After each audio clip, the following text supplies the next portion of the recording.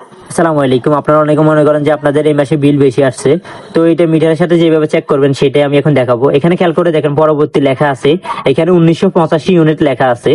এটা আপনাদের ক্ষেত্রে ভিন্ন হতে পারে, কারণ আপনাদের মিটারের সাথে তো আমার এখানে এক হবে না। তো 1985 এখানে, এটা কখন, এটা গত মাসে। পরবর্তী মানে গত মাসে সে দেখে গেছে, গত মাসে যখন ইউনিট লিখছে তখন দেখে গেছে 1985। এখন বর্তমানে আইসা দেখছে কত, 2050 ইউনিট। মানে এই মাসে বিল লেখটাই দেখছে কত, 2050 ইউনিট। তাহলে 1985 থেকে 2050 পর্যন্ত 65 ইউনিট হয়। 65 ইউনিট তাহলে এই মাসে আমার ব্যবহার হয়েছে। এখন এটা 2050 ইউনিট কি আসলে কি এখন পর্যন্ত ব্যবহার হয়েছে, এটা চেক করতে হলে আপনি মিটারের সামনে যাবেন। মিটারের সামনে যা দেখবেন KWH লেখা আছে, KWH কিলো লেখা আছে, ঠিক আছে? একটু ওয়েট করবেন, হয়তো একটু কিছুক্ষণ পরে আসতে পারে। KWH লেখা এখানে কিলোট, কিলোট খেয়াল করবেন যে আপনার কি বিলের কাগজে বর্তমানে যে ইউনিট লেখা আছে, আমার এখানে 2050 ইউনিট লেখা আছে। 2050 ইউনিট কি আপনার মিটারে কি উঠছে? যদি মিটারে উঠে থাকে বা তার বেশি হয়ে থাকে তাহলে সমস্যা নাই।